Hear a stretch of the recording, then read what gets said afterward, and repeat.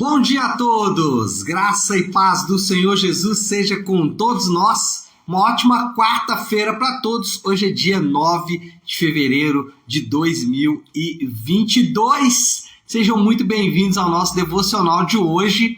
Vamos orar para que a gente consiga chegar até o fim por causa da internet, né? 2 dias já sem conseguir fazer aí o nosso devocional. E vamos combinar que se acontecer de cortar aí a nossa comunicação, a gente vai voltar, tá? Então, se acontecer, a gente volta, abre uma nova transmissão e continuamos do ponto onde paramos. Mas, se Deus quiser, nós vamos até o fim hoje.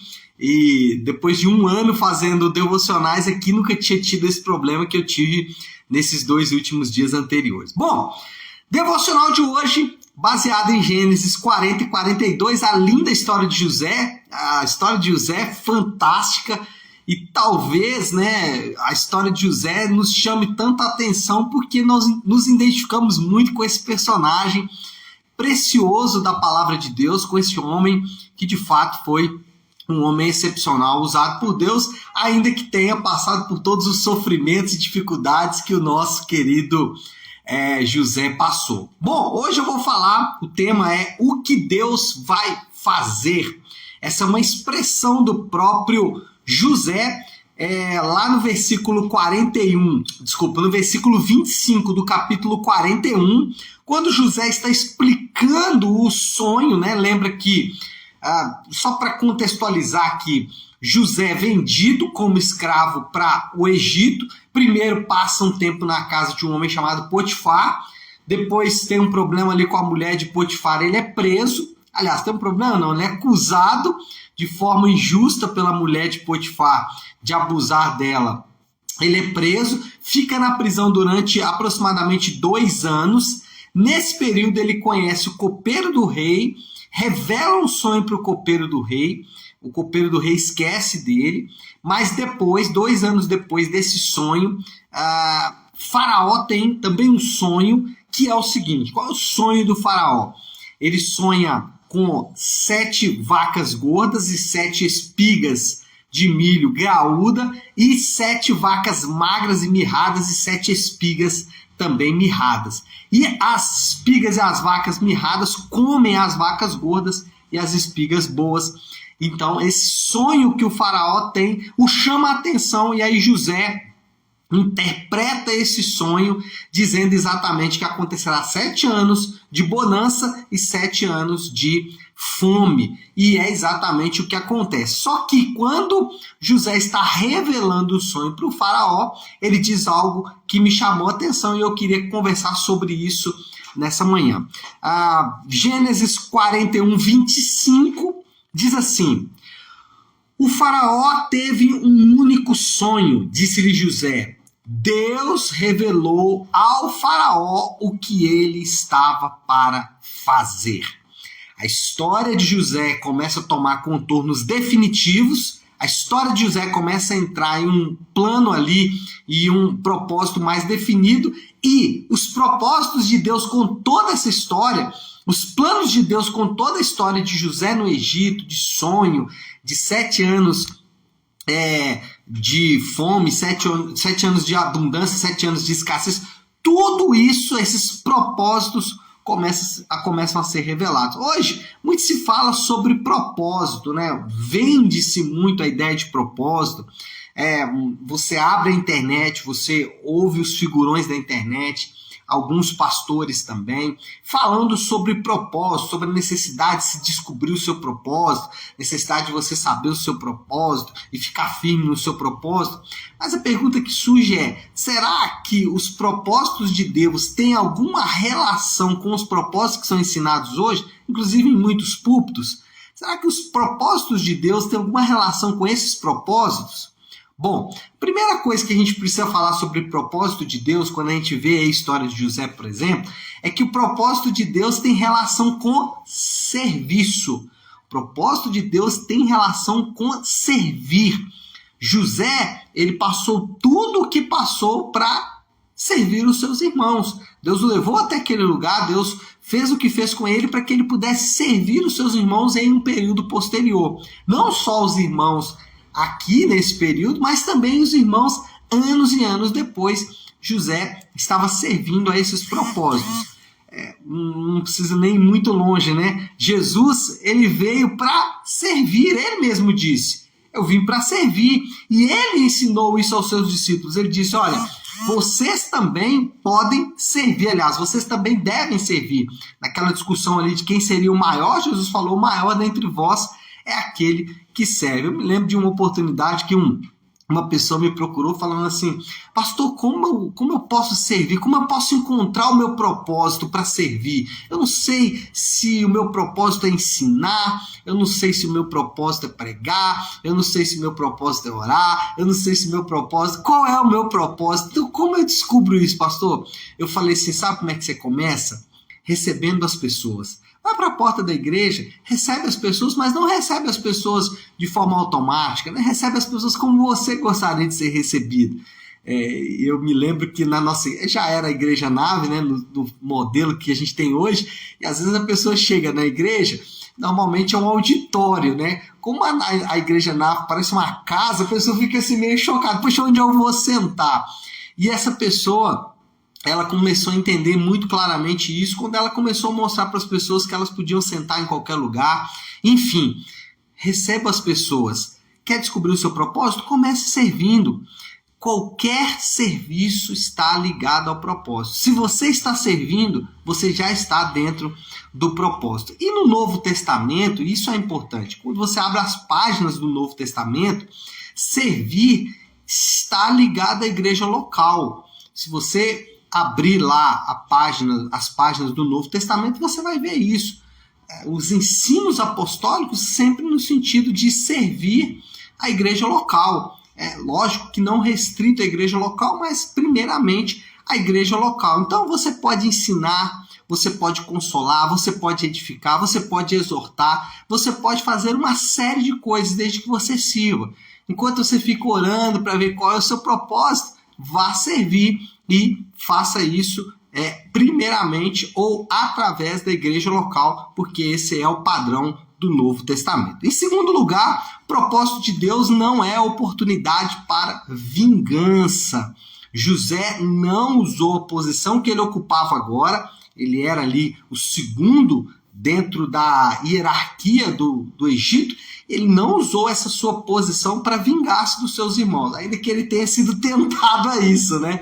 Mas ele não fez isso, ele se manteve fiel ali, se manteve firme para não se vingar dos seus irmãos que haviam feito, de fato, uma grande maldade com ele. E aí, quando a gente olha para Jesus, ele não veio punir os homens por seus pecados. Se Jesus viesse punir os homens por seus pecados, ele não teria morrido na cruz, mas ele teria matado os homens na cruz. O que ele veio fazer foi absolver os pecados dos homens.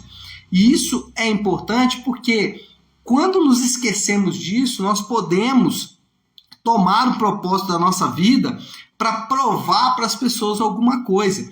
Então, o propósito nosso não serve para provar nada para ninguém.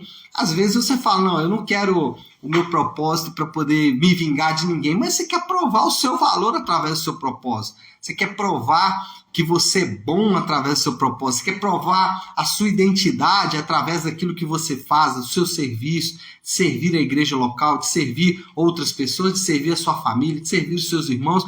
Enfim, você quer utilizar-se desta condição para provar algo para alguém. Isso é uma forma de usar o propósito pegar o propósito e usá-lo não para testemunho, mas para vingança. Servir a um propósito dentro da leitura bíblica é uma oportunidade de testemunho. Então, testemunhamos quando servimos a um propósito. Testemunhamos quando trabalhamos por um propósito. Eu lembro de um testemunho que eu li em um desses livros de um senhor que estava limpando as cadeiras assim da igreja depois do culto, uma igreja muito grande nos Estados Unidos, e ali o senhor limpando a cadeira, e alguém reconheceu aquele senhor, falou, eu acho que eu já vi esse homem. O homem ele limpando as cadeiras, e aí ele chegou, abordou esse homem e falou, olha, eu vi que o senhor está limpando as cadeiras, mas eu te conheço de algum lugar, acho que é de alguma revista. Aí o homem falou, eu saí na revista não sei, uma revista, lá cita, dessas revistas de homens ricos, né? Mostrando exatamente que ele era muito rico. E aí o jovem falou, mas eu vi você na revista, você é muito rico, você está aqui limpando as cadeiras, por quê? E ele disse, olha, tá vendo aquela cadeira ali? Aí o rapaz falou, tô. Pois é, naquela cadeira Deus me salvou. Naquela cadeira Deus falou comigo através do evangelho, Deus me fez arrepender dos meus pecados e eu fui salvo exatamente naquela cadeira. Então eu sei o valor que aquela cadeira tem para a salvação de pessoas. José, ele mostrou para as pessoas não a vingança que ele podia fazer, mas o quanto aquele lugar, que era um lugar terrível para ele, serviu para salvar a vida dele. Como o Egito, que poderia ser uma destruição para a vida dele, serviu para salvá-lo de fato. Bom, em terceiro lugar, então, o propósito de Deus, em primeiro lugar, não tem, o propósito de Deus tem relação com o serviço. Segundo, o propósito de Deus não é oportunidade de vingança. E, em terceiro lugar, o propósito de Deus revela o caráter de Deus. José, ele demonstrou para o Egito quem Deus era. José demonstrou para o Egito que Deus é soberano, que Deus, ele governa e controla todas as coisas. O propósito de Deus tem esse objetivo, mostrar quem Deus é. Lembra que Jesus, ele é o Deus encarnado? Todo o propósito da vida de Jesus era revelar o caráter de Deus, salvar homens através da revelação do seu caráter. Propósitos que servem a deuses falsos não têm relação com o Deus da Bíblia. Propósitos que vão servir para revelar deuses que não são ou que não é o Deus da Bíblia, eles não têm relação nenhuma com o ensino das Escrituras. Por exemplo, propósitos que servem a deuses como o dinheiro, por exemplo.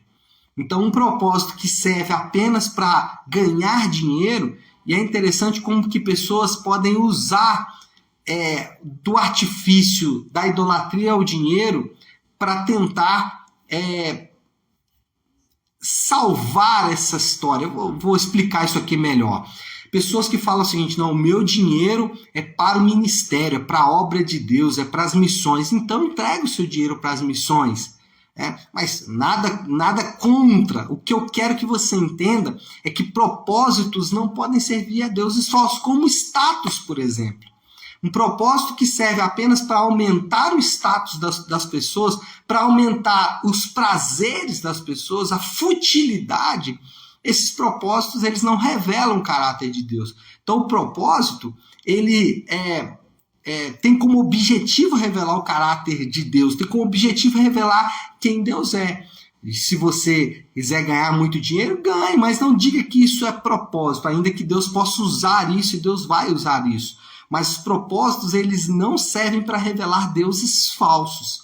Eles servem para mostrar o Deus verdadeiro, o Deus da Bíblia. E é isso que aconteceu com José. E alguns irmãos da internet, algumas pessoas da internet, alguns figurões da internet atrelam propósito a essas coisas, a futilidade, atrelam propósito a prazeres, atrelam propósito a dinheiro, a status. Né? Então o propósito, ele tem que revelar o caráter de Deus. Um Deus santo, um Deus amoroso, um Deus justo, um Deus fiel, um Deus soberano. O propósito tem esse objetivo, revelar o caráter de Deus. Bom, acho que a gente já pode concluir. Falamos aí 3 aspectos sobre o propósito de Deus ligados à história de José. Falamos em primeiro lugar que o propósito tem relação com serviço. Segundo lugar, falamos que o propósito não é oportunidade de vingança.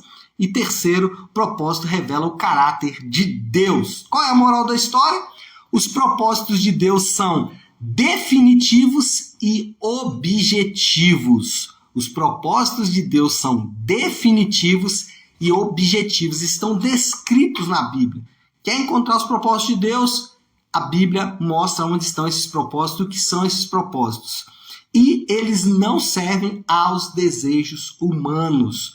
Propósitos de Deus não têm como objetivo servir aos desejos humanos, mesmo que esses desejos possam estar aparentando coisas boas. Então, não servem para engrandecer o homem, mas para engrandecer o próprio Deus. Bom, qual é o desafio então? Qual é a aplicação que a gente pode tirar de tudo isso? O desafio aqui é muito simples, né?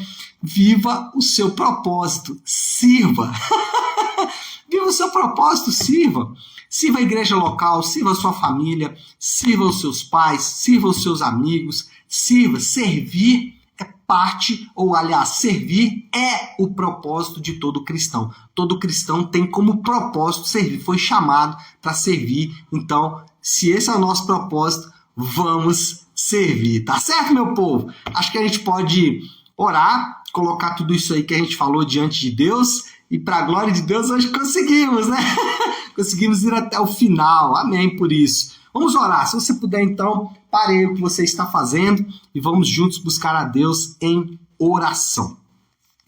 Nosso Deus, Pai de graça, Deus de amor e toda misericórdia, nós queremos louvar o Teu nome nesta manhã, te agradecendo pela Tua palavra que é doce, que é fiel e verdadeira. Senhor, aprendemos hoje sobre os Teus propósitos e o propósito que temos é servir. E se entendermos isso e praticarmos isso, Pai, estaremos obedecendo a Tua palavra.